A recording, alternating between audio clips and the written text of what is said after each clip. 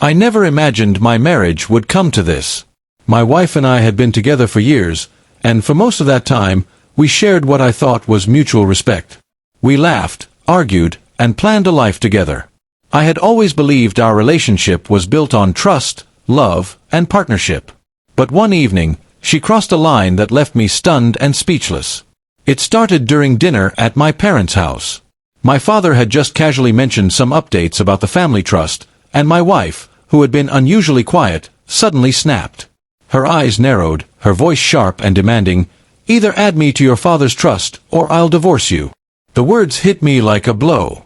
I froze, fork halfway to my mouth, trying to process what I had just heard. For a moment, the room felt colder, the chatter around us fading into silence. My parents looked equally shocked, exchanging a glance I knew said, "This can't be real." I took a deep breath, trying to steady myself. "Are you serious?" I asked, keeping my voice calm even though my mind was racing. "Yes, I'm serious," she said, leaning forward with an intensity one had never seen before. "I've supported you, I've been your wife, and I deserve to have a stake in what your family owns. Either include me, or we're done."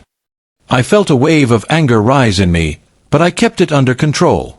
My father's trust wasn't just money, it represented decades of hard work, family history, and personal sacrifice.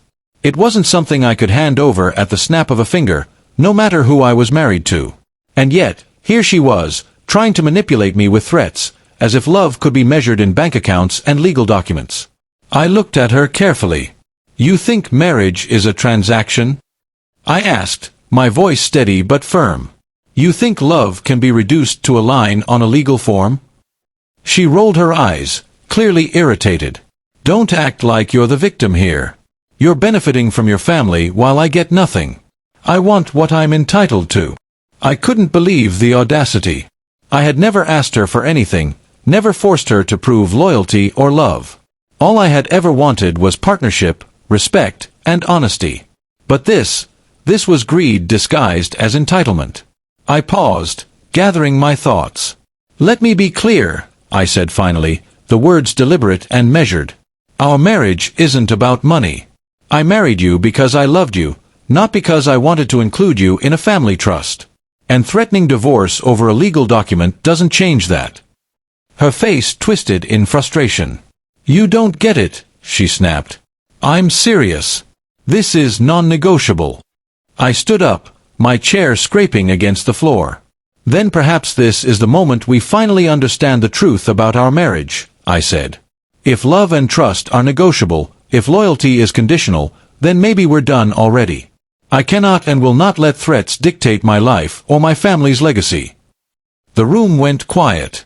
My parents looked at me with a mix of pride and concern, understanding that I had finally set a boundary she would have to respect. She stared at me, her certainty faltering as she realized that her threats held no power here. She tried one last time, softer this time, "But I thought you loved me." I shook my head. Love isn't proof of entitlement. Love is trust, respect, and partnership. You chose threats over understanding. That's your decision, not mine. I left the room, leaving her sitting at the table, speechless. In that moment, I understood something important. Boundaries are not optional. Marriage is not a contract for money or power. It's a shared life built on trust, respect, and honesty. And anyone who tries to turn it into a transaction reveals their true priorities. Weeks later she left, but this time it wasn't a sudden betrayal or a fight. It was the result of choices, clear and unambiguous. I didn't chase her. I didn't beg.